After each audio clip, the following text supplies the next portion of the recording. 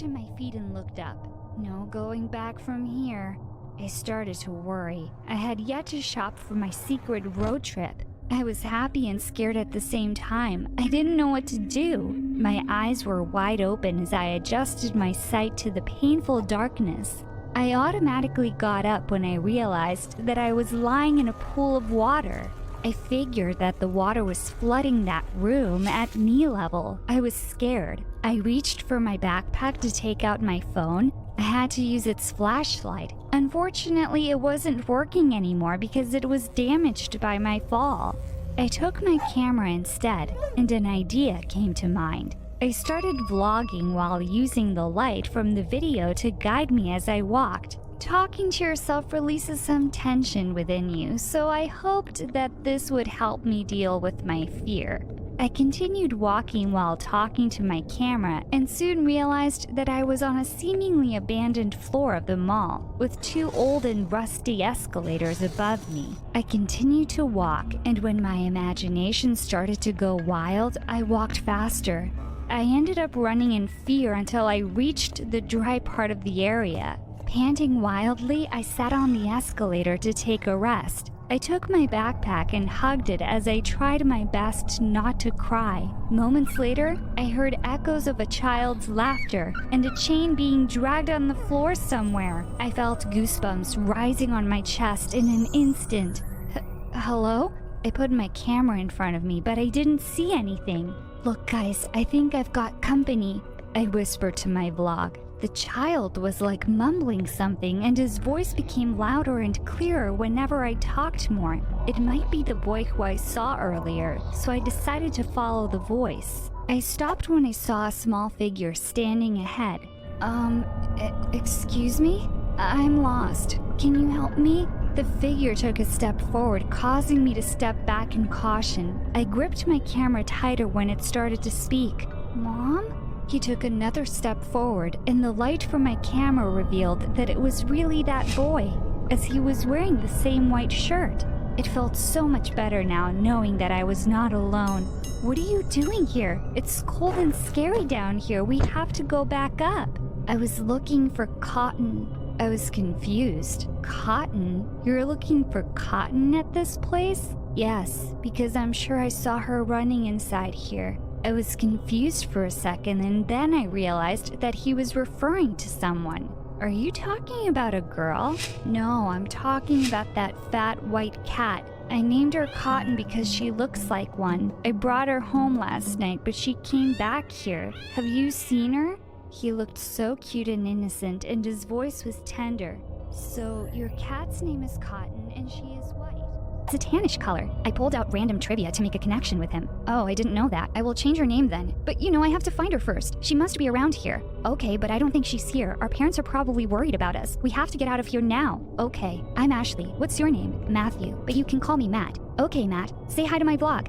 I playfully urged him, but he only smiled at the camera in a shy way. I tried to interview him more, but then I turned my camera back to my bag when I felt that he wasn't comfortable with it. I held his hand as we started looking for a way to get out of there. We reached a corner and immediately turned left. There was a lit-up hallway with an elevator at the end of it. Thank God there was a way out, but we haven't seen Cotton yet. I remembered the shops that had closed already. We have to go home before the mall closes or else we'll be trapped in here. You can look for her tomorrow. My friends and I will help you. It's getting late already. We have to go home. Okay. I pressed the ground floor button and was relieved to know that the elevator was working. Moments later, we finally got our way back up to the ground floor. The elevator door opened and it was dark again. As soon as we stepped out, the door immediately closed and we were now in absolute darkness. Oh no! I wanted to cry when I realized that the mall was closed already. I was starving and my throat was dry as hell. I'm hungry. Matt started pulling my hand. We have to eat something first before finding a solution. There was unlimited food in the food court anyway, but the problem is we can't see anything. I thought about my camera again and then I realized that I left my backpack down there. Should we go back? Matt insisted that we should, but the elevator wouldn't open anymore. Great. We started wandering around, grasping for some things, hoping we would find food. But instead, we grabbed some weird and unexpected stuff. I had mistaken a feather duster as a giant hedgehog, and a belt as an anaconda. We also hoped that there were guards or store managers roaming around for some random inspection, but we were out of luck. Okay, Matt, I think we'd better sleep and wait until the mall opens again in the morning. Luckily, we found a couch nearby where we could sleep in comfort. I tried to sleep that night, but I couldn't. My stomach hurt from starving, and the darkness was bothering me. I was also thinking about my parents and friends. They might all be worried about me right now. No one knew that I went to the mall. If Matt wasn't here, I might have broken down in fear already. Morning came, and finally, I could see everything. Matt Matt was still sleeping, so I woke him up to eat. We headed to the toilet first and ate in the food court. He wanted to eat a burger, so I recooked a stored supply for him. Ow! Matt screamed as he excitedly bit on the burger. I think I burned my tongue. Being responsible and taking care of Matt made me distracted and entertained instead of being anxious and paranoid. Several hours had passed, and the mall hadn't opened yet. What is happening? I started to get frustrated about my broken phone again. I have to find a way to contact my parents or the police. We walked to the gadget store to borrow a phone and SIM card, but they were all closed and locked. Same with the internet and computer centers. We went to the appliances store, which was open to my relief. I turned one TV on and saw the news that the mall would be locked down for a few weeks because of some legal issues, but would be opened once everything was settled down. Oh my god, when would that be? I became desperate and worried again, but Matt comforted me. Don't worry, Ashley, you're not alone. I'm here with you. Somehow he made me feel better, but we had to find a way out of there as soon as possible. We went to the area where there were glass walls to catch people's attention from the outside, but the aluminum fences and shutters had been pulled down and locked into place. We also tried the alarm and the emergency exit doors, but they were not working. When we got tired of looking for solutions, we decided to sleep for the rest of the day in the most comfortable bed in the furniture shop. I woke up in the middle of the night only to find out that Matt was missing. Matt, where are you? Matt? I started to panic. I turned my flashlight on and looked for him everywhere. I was worried and scared at the same time. It felt different when he wasn't with me. I never felt so alone in my whole life. I continued looking for him while ignoring the darkness and finally found him in the stuffed toys shop. He was carrying a white cat stuffed toy. I have been looking for you everywhere. Please don't leave me again. Come on, let's go back to sleep. I angrily told him as I pulled him by his arm. No, he yelled as he pulled his arm back in an aggressive way, and I was stunned for a moment. It was the first time that I saw him mad. Sorry, Ashley. I was looking for Cotton. I thought it was her, but it was only a toy. I felt relieved when he shifted back to his normal sweet boy persona. Don't go anywhere. We have to stick together. When we get out of here, we'll ask for some help outside to look for Cotton. Okay, but don't be afraid when you're alone. Ghosts are scary, Matt. I have been here for the past 60 years and there are no ghosts in here, Ashley. Don't worry. I only laughed at his joke. I urged him to go back to sleep with me and wait until the morning and hope that the mall would open. But it didn't. Instead of breaking down, Matt convinced me to look at the brighter side. An idea then came to mind. I opened the power from the breaker rooms and we started enjoying each part of the mall where it wasn't locked. We spent our whole night watching movies in the cinemas, eating whatever we wanted in the supermarket, and cooking in the food court, playing arcades and some other stupid things. We treated the mall as a huge mansion where we live.